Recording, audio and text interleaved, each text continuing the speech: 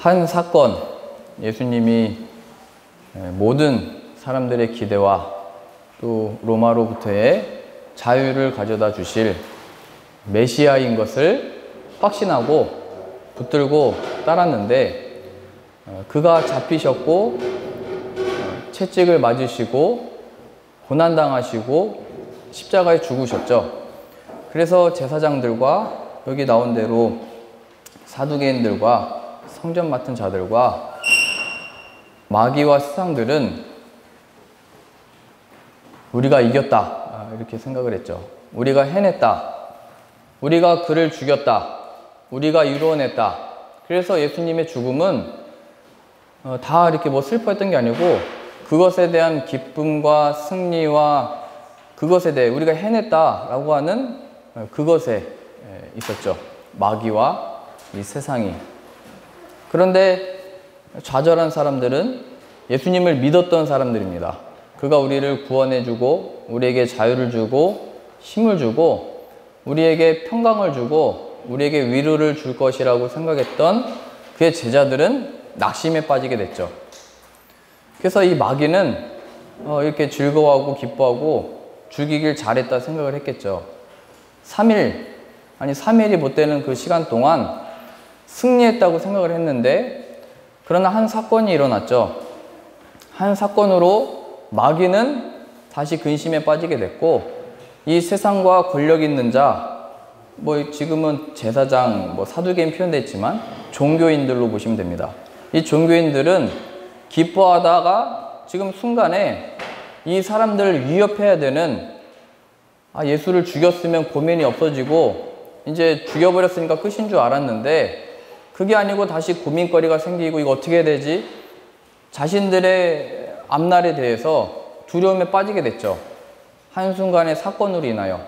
그리고 제자들은 이 일로 낙심해 있다가 좌절해 있다가 다시 위로와 힘을 얻고 그들에게 주어진 사명을 담대하게 걸어갈 수 있었죠. 상황이 완전히 역전됐죠. 그 역전에 어떤 사건이 있는 거냐면 잘 아시는 것처럼 부활입니다. 부활. 죽으면 끝인데 끝이 아니고 부활하셔서 예수님이 찾아오신 겁니다. 그래서 상황이 완전히 바뀌어버렸죠. 우리가 이 세상을 바라볼 때 더 이상 희망이 없다, 소망이 없다, 내 인생과 내 가족과 내 앞날이 암담하다. 그리고 반대로 어떤 사람들은 우리 잘 되고 있다, 좋다, 우리가 능력 있다, 힘이 있다, 해냈다. 이 두 극단에 있는 사람들의 이 반전, 그 상황과 그 역할과 그 위치를 바꿔버리는 사건이 바로 부활이다. 성경은 이것을 증언하고 싶은 겁니다. 그래서 이 상황 가운데 어떤 사람들이 나타나서 그걸 가르치고 나타냈던 거죠.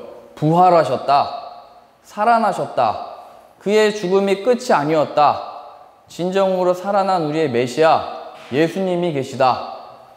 이 일로 통하여 상황이 바뀌게 된 겁니다. 잠잠할 줄 알았는데, 혹은 내가 이제 우리가 이겼다고 생각을 했는데, 혹은 반대로 더 이상 희망이 없다고 생각을 했는데, 더 이상 나에게 고민이 없고, 더 이상 나에게 어떤 희망이 없고 더 이상 기댈 바가 없다 생각했는데 부활의 이 기적, 그것을 증거하는 자들로 인하여 변화를 받았다라고 하는 이 사실에서 우리가 기대할 바, 또 우리의 낙심하고 좌절하고 우리의 쓰러진 이 모든 인생들에 대하여 성경의 한 가지의 증언은 그의 부활을 바라보라 얘기하는 겁니다. 그의 부활이 너에게 무엇이냐 얘기하고 있는 거죠. 부활이 우리에게 갖는 의미가 무엇인가? 또 무엇 때문에 이 증인들은 이 부활을 그렇게 증거했을까? 구약의 성경들은 다 말씀을 따르자, 말씀을 지키자 얘기했는데 신약에서는 그 말씀 대신 예수 그리스도의 부활을 증언했죠.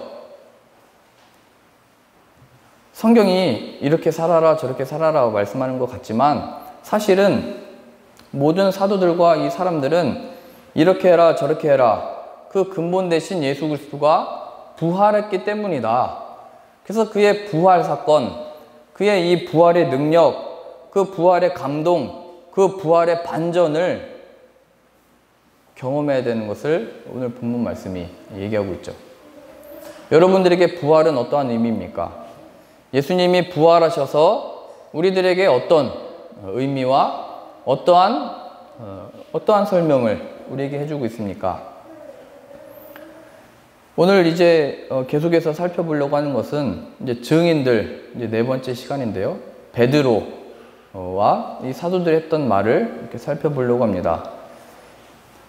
이 베드로는 예수님이 부활하셨다는 것을 목격했죠. 우리가 앞서 계속 확인했듯이 부활하셔서 찾아오심으로 그들의 마음을 여시고 성경이 다 나를 가리켜 또 이 죽음과 부활을 가리키고 이 일로 인하여 이 회개와 죄사함을 얻는 이 은혜가 이렇게 퍼져나갈 것이다.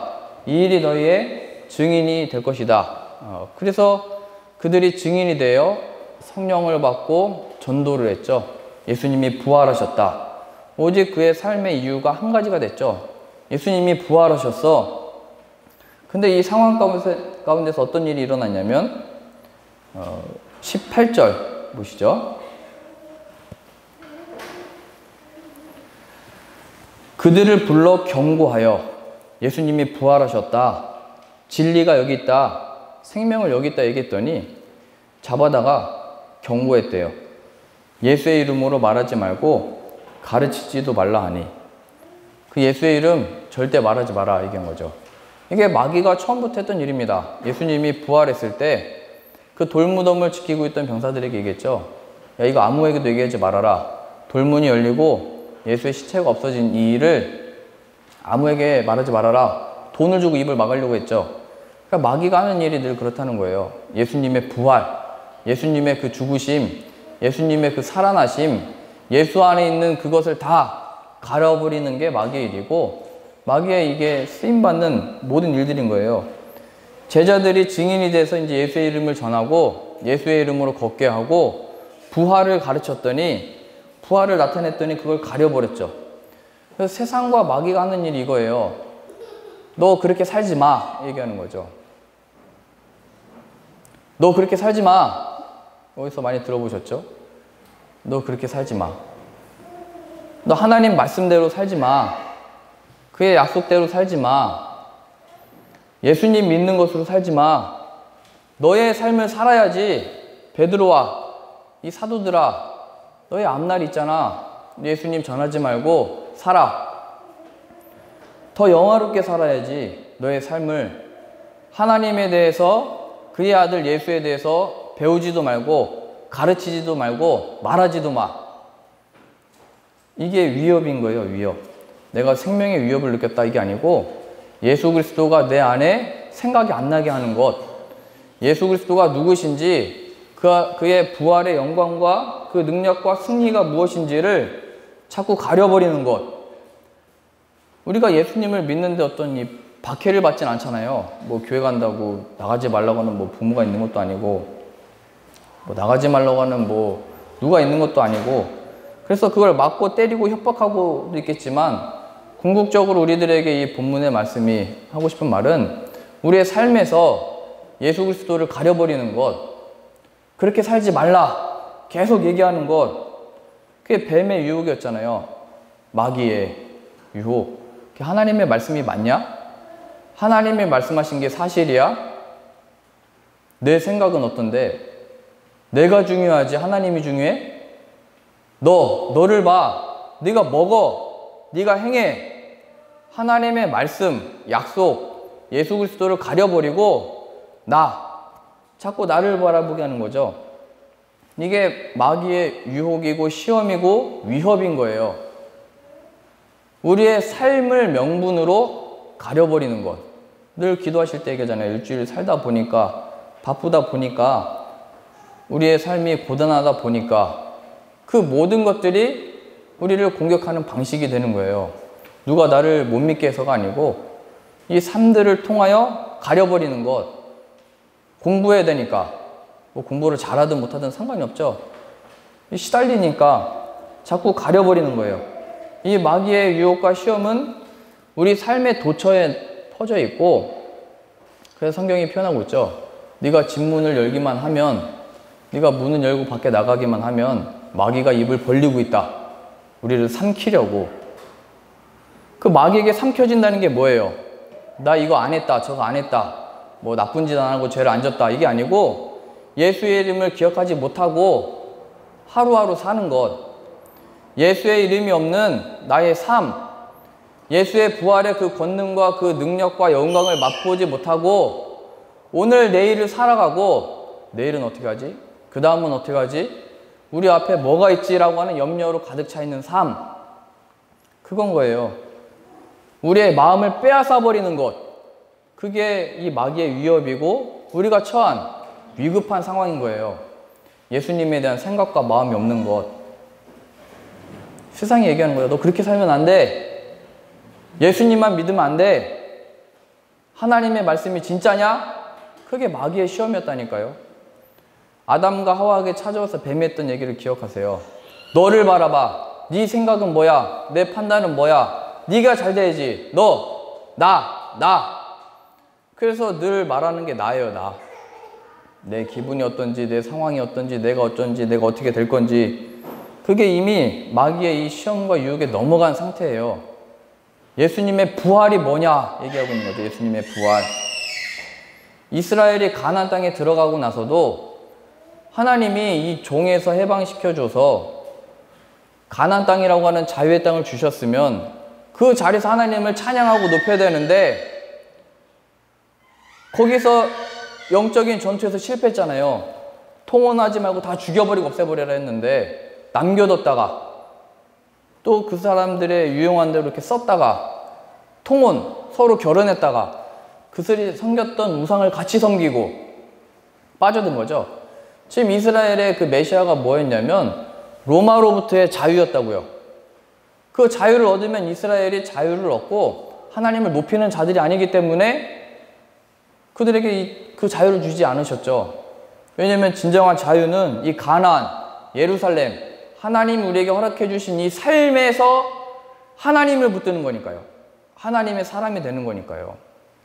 우리가 이 삶에서 자유함을 얻고 기쁨을 얻고 능력을 얻고 힘을 얻고 내가 하나님의 자녀고 아들이니까 이 능력 있는 삶을 살게 해주세요 기도했는데, 이 가나안 땅과 같이 혹은 이 로마와 식민 지배와 같이 이 세상과 돈이라고 하는 것에 종로로 타는 것에 어떤 자유함, 내 시간, 내 자유, 이거를 하나님이 허락하시지 않는 이유는 우리가 얻는 자유가 거기에 있지 않기 때문에 그런 거예요.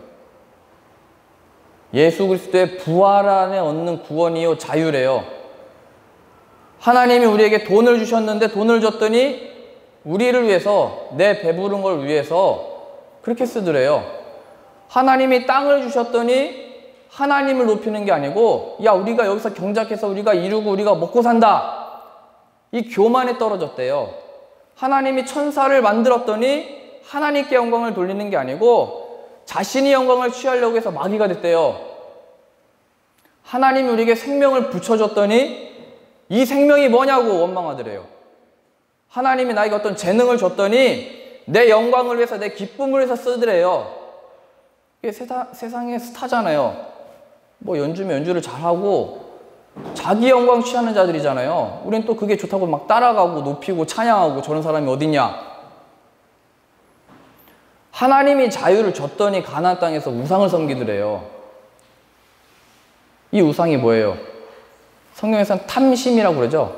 자신의 생명과 자신의 사랑하는 것에서 비롯된 자신을 섬기는 우상 숭배, 탐심, 돈.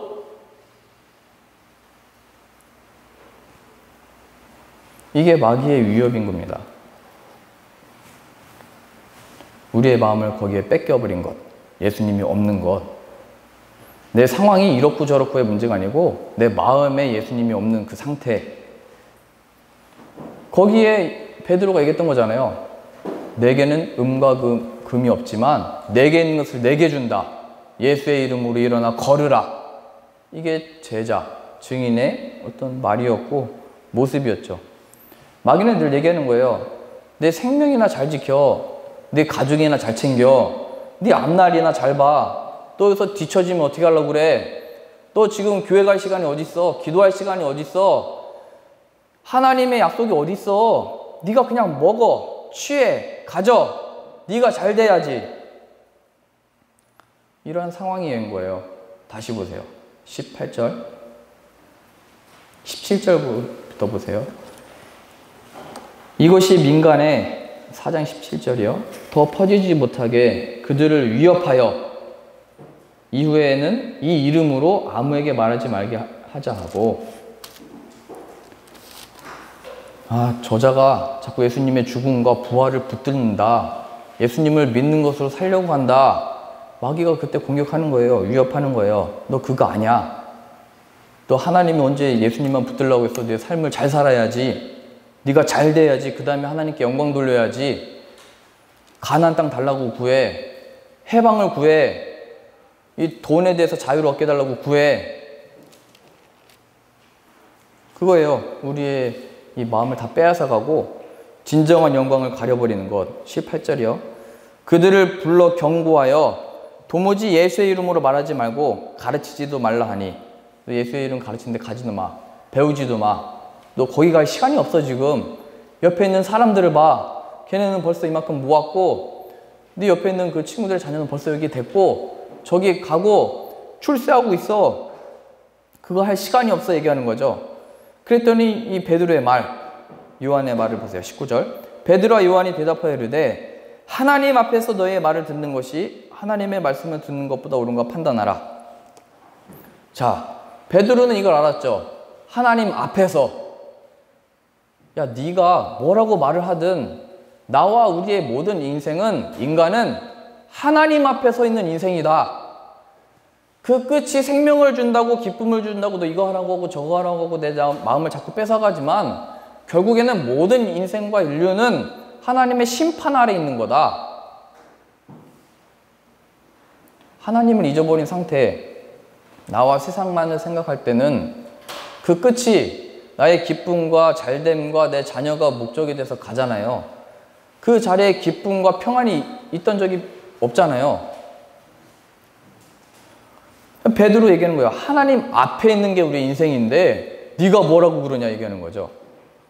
내 생명의 안전이 하나님 앞에 놓여져 있는데 네가 자꾸 뭐라고 하냐 얘기하는 겁니다.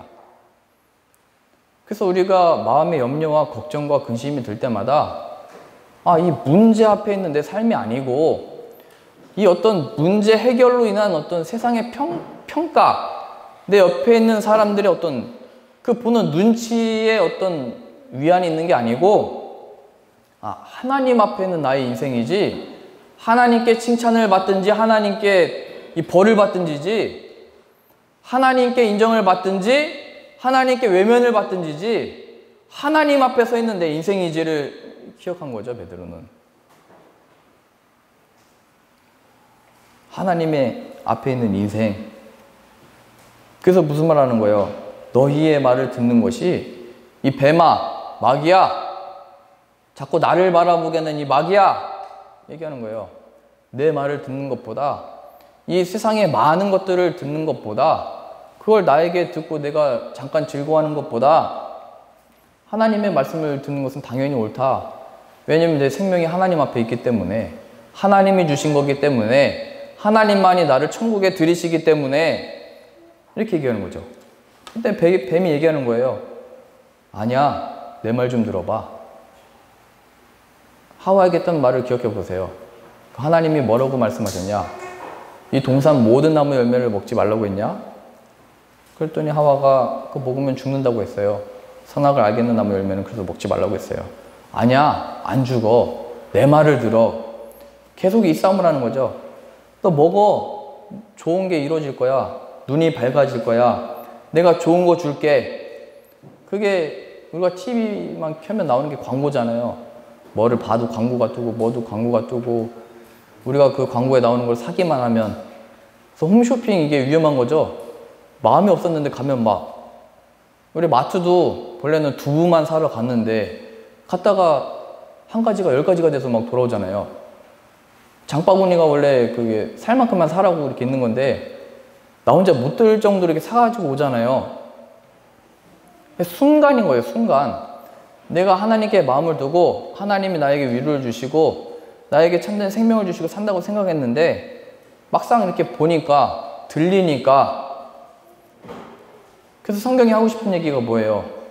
이 세상의 풍조를 따르지 말고 악의 어떤 모양도 따르지 말라 이렇게 경고하잖아요. 우리가 연약하기 때문에 눈과 귀가 그 소리를 들으면 견디지를 못하죠. 근데 마귀는 계속 얘기하는 거예요. 내가 좋은 거 줄게. 내가 해줄게. 나에게 절만해. 이 모든 명예와 힘과 능력을 다 줄게.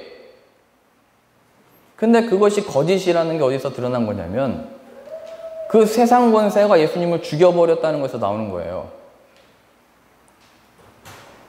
세상이 원하는 대로 처결하고 형벌을 내리고 그렇게 결단하면 그게 뭐를 가져다 줄 것 같았는데 이 세상과 마귀의 결국은 그냥 죽여버리는 거예요, 예수님을. 예수님이 죽으신 게 무엇인가? 내 죄를 대신해서 죽으셨다도 보셔야 되지만 마귀가 하는 일은 결국 그거구나. 세상이 아무리 나에게 좋은 거 준다고 하고 위로를 준다고 하고 힘을 준다고 하지만 예수님을 죽여버렸네? 예수님의 죽으심을 볼 때마다 그걸 기억하세요. 내가 하나님 없고 예수님 없는 이 마음, 생각, 이 삶의 결국은 마귀가 죽음을 가져다 주는구나. 그리고 부활을 기억하세요. 그의 부활이 이 예수 그리스도를 죽였지만 아무것도 아닌 것을 만들어 버렸죠. 그래서 이 마귀의 권세와 힘과 능력이 예수님의 부활 앞에 능히 이길 수 있는 힘이 됐다는 것을 기억하셔야 돼요. 그래서 하나님과 말씀은 하나님의 말씀을 붙들어라. 약속을 믿어라. 그의 부활하신 것을 따라라. 예수님을 믿어라 얘기하는 것이고 이 마귀와 세상은 늘 내 말을 들어. 하나님 아니야. 너 자신을 봐. 그렇게 살지 말을 반복해서 얘기하는 거죠. 그때 우리의 마음이 하나님에 대한 마음과 사랑으로 가득 차야 되는데 그게 안 되니까 어렵죠. 성경을 마치 무슨 교육식으로 이거 해라. 저거 하지 말아라. 이거 하면 복을 받고 이거 하면 너 벌 받는다. 이렇게 되면 쉬운 거죠. 왜냐하면 하면 되니까. 근데 우리는 그것도 안 되잖아요. 뭐 말씀대로 이렇게 살 마음은 있지만 안 하죠. 못 지켰죠. 그게 구약의 역사인 거예요. 율법을 주셨는데 지킬 능력이 없는 거죠. 못 지키면 어떻게 돼요? 멸망해야죠. 하나님의 심판을 받아야죠. 죽어야죠. 근데 성경이 그걸 가르치는 게 아니잖아요. 그래, 그래서 예수님이 너에게 필요한 거야. 그래서 예수님이 죽으셨고 부활하셨어. 예수님의 의를 옷 입어라. 얘기하는 건데 마귀는 자꾸 네가 해야지. 너 가만히 있으면 어떻게 해? 너 이거 하지 마. 해라 하지 마라로 공식으로 만들어버린 거예요. 그래서 그걸 못하면 난 또 괴로워요.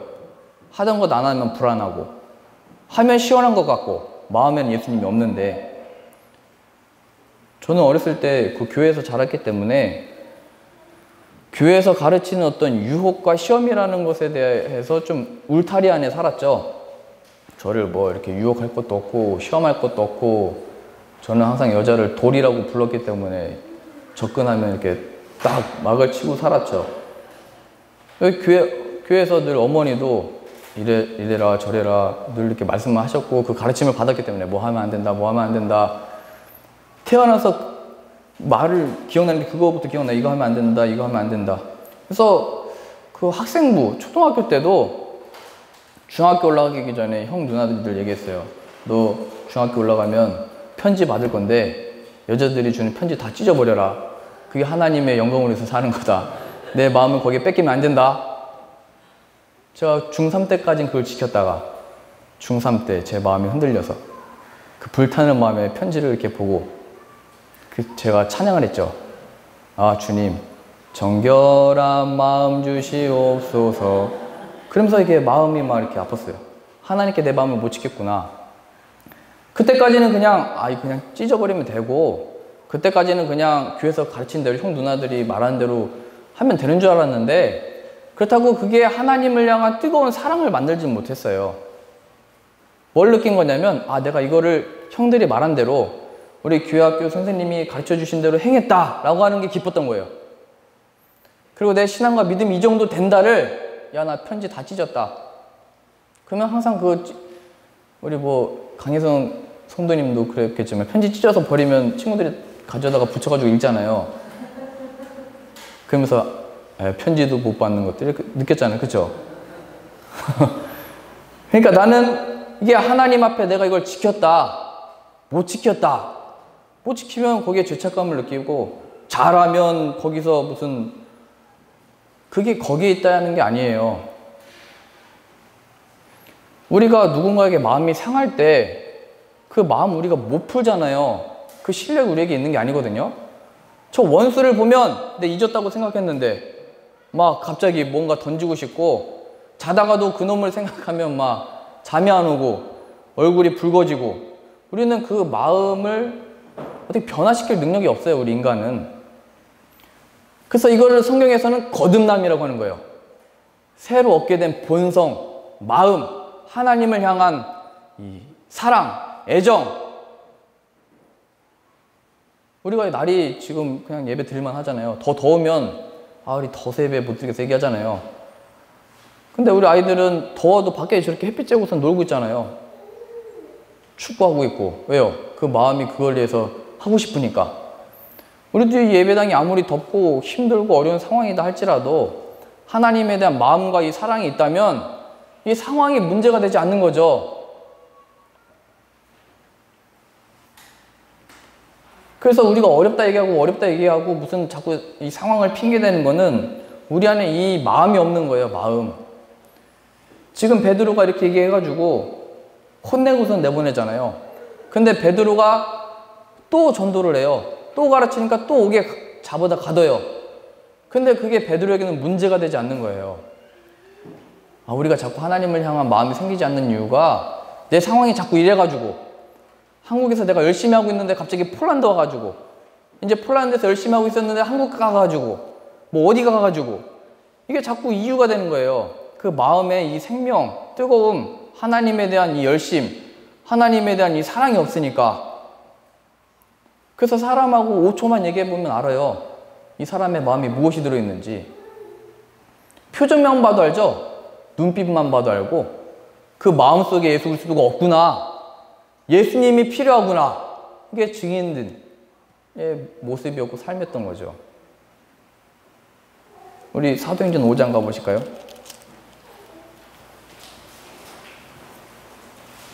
(5장 17절이요) 이 증인들이 자꾸 예수님의 이름을 가르치고 나타내고 그 이름으로 능력을 보이니까 17절이요. 대제사장과 그 마귀에게 쓰임받은 자 이렇게 보시면 됩니다. 이 마귀에게 지배를 받는 이 세상, 이 배후에 뭐가 있는 거예요? 배후에 조종을 당하고 있는 이 세상, 인류. 그 테러하는 사람들도 다 그 배후에 조종을 받고 있는 거예요. 그러니까 불쌍히 여기셔야 돼요. 마귀에게 종노릇 하고 있는 이 자들 볼 때마다 저런 원래 인간은 다 나쁜 거예요. 그래서 이 대제사장, 이 나쁜 놈들이 이렇게 볼 게 아니고 마귀에게 지배를 받는 이 불쌍한 인생, 그 마귀에게 불쌍한 인생으로 이끌림 받는 거는 예수님이 없는 인생, 그 마음과 생각에 예수님이 없고 늘 그냥 내가 원하는 것, 내가 잘 되는 것, 나의 영광, 내 생명, 나를 위해 사는 그 자들. 17절이요. 대제사장과 그와 함께 있는 사람, 즉 사두개인의 당파가 다 마음에 시기가 가득하여 일어났다. 우리가 하나님을 붙들면 붙들고 예수님의 사랑을 생각하면 할수록 그의 부활을 붙들려고 하면 할수록 마귀는 시기에서 그걸 떨어뜨리려고 하는 거죠. 떨어뜨리려고. 이게 욥에게 나타났던 마귀의 말이잖아요. 하나님, 욥이 괜히 하나님을 찬양하겠습니까? 하나님이 그의 재물을 지켜주니까, 그의 자녀들을 지켜주니까, 그가 능력 있고 힘있는 자로 하나님이 울타리를 쳐줬으니까 하나님을 높이는 거 아닙니까? 내가 한번 그거 걷어가 보겠습니다. 시기하는 거예요. 그랬더니 하나님이 해봐라 얘기하죠. 해봐라. 그래서 마귀가 순식간에 갑자기 다 죽어버리죠. 다 죽어버렸어요. 재물도 다 없어지고. 그러나 그가 하나님을 원망하지 않고 찬양을 하죠. 마귀가 하는 일이 늘 그거예요. 예수님을 붙들려고 할 때 순간 무슨 일이 일어나는 거예요? 예수의 이름, 부활의 능력을 구하고 기도하고 공부하고 성경 공부하고 배우려고 할 때마다 내 마음을 요동치게 하고 내 마음을 딴 데 쏟게 만드는 거예요. 18절이요. 사도들을 잡아다가 옥에 가두었더니. 자, 옥에 가두었다는 것은 물리적으로 우리가 아무것도 못하게 만든다도 뭐 포함됐지만 우리의 상황이 내 마음이 답답하고 뭔가 이렇게 쇠사슬에 매인 것처럼 아무것도 못할 때 있죠. 내 마음이 생명이시고 능력이시고 해방이시고 위로이신 예수 그리스도를 기억하게 못하게 하는 그 상황, 이 상황으로 인해서 내가 염려하고 고민으로 꽉 잡혀있는 그 상황이 아니고, 궁극적으로는 그렇게 하는 이유가 예수 그리스도 안에 이 자유를 못 누리도록 막는 거죠. 예수님을 통한 이 구원과 영광을 못 누리게 하는 거예요. 이 마귀가 세상 권세와 힘을 통해서 유업을 주는 것 자체가 목적이 아니고 예수의 이름과 멀어지게 하고 기억 못하게 하고 내가 그냥 세상의 염려에 빠지게 만드는 거예요. 세상의 이슈가 전부가 되게 하고 내 가족이 전부가 되게 하고 내 생명이 전부가 되게 하는 것, 그게 옥에 갇힌 거예요. 그래서 성경에는 그거를 뭐 이기심, 부모를 사랑하지 않고 부모를 거부하고 정이 없어지고 무정하고, 이게 다 그 표현이거든요. 자기 사랑, 자기만 있는 것, 같이 사는데 혼자 사는 것 같은 사람 있잖아요, 늘. 같이 놀다가 뭐 음료수나 아이스크림 사오면은 뭐 같이 먹을 수 있게 몇 개 사와야 되는데 우리 애들은 뭐 자기 것만 먹고 이렇게 마시잖아요. 요즘 민혁이는 안 그러는데 저를 먼저 이렇게 따라줘요. 콜라 드셔야죠, 피자 드셔야죠, 이렇게. 근데 이 옥에 갇혔다는 게 뭐냐면 자기만 보는 자들이에요. 자기 안에 갇혀있는 자. 그래서 교회 나와서 자꾸 만나야 돼요. 자꾸 부딪히고 싸우더라도 여기서 배워야 돼요, 은혜를. 갇혀있는 자, 자기만 생각하는 자, 자기가 전부인 자. 아, 저 사람 왜 이렇게 이기적이야? 그 이기적인 건 사람 마음에 다 있는 거예요. 그런데 문제는 예수님이 없어서 그렇구나, 그 얘기하고 싶은 거죠. 그런데 19절이요. 주의 사자가 밤에 옥문을 열어 끌어내어 이르되. 그런데 하나님을 향한 이 마음을 얻게 된 베드로, 그냥 거기 놔둘 수가 없었죠. 하나님이 그를 끌어내셨대요. 그랬더니 또 27절 보세요.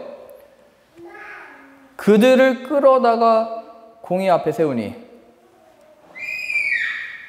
하나님이 이 사람을 거기 갇혀있는 게 둘 수 없어서 자신의 자녀고 증인이니까 다시 끌어내셨는데 세상은 또 끌어내는 거예요.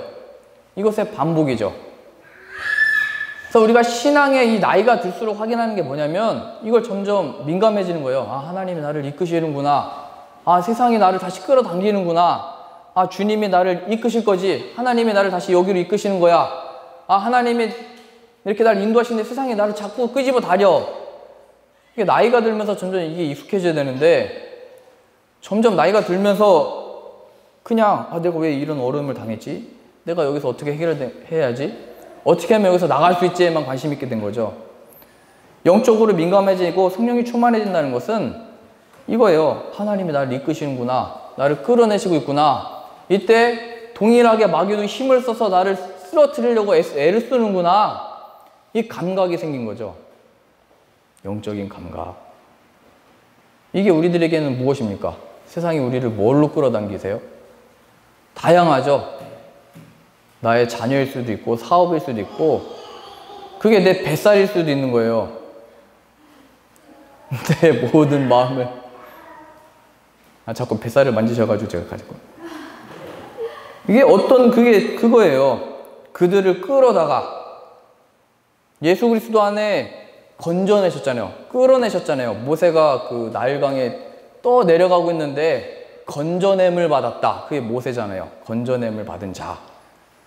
꺼냈으면 이제 잘 돼야 되는데 마귀가 또 끄집어 당기는 거예요. 내 말 들어. 내 말대로 해. 하나님하고 너를 바라봐. 주일날 그냥 자. 더 자. 토요일날 더 놀아. 그게 뭐 생명을 살린다고. 야, 그냥 놀아. 금요일부터 그냥 마셔. 너를 위해서 그냥 다 써, 시간. 저 여러분들 늦게 온다고 이렇게 소리를 치는 건 아닙니다. 일찍 오세요. 일찍 오셔서 기도하시는 마음으로. 자꾸 세상을 끌어당기는 거예요. 이런 저런 이유로.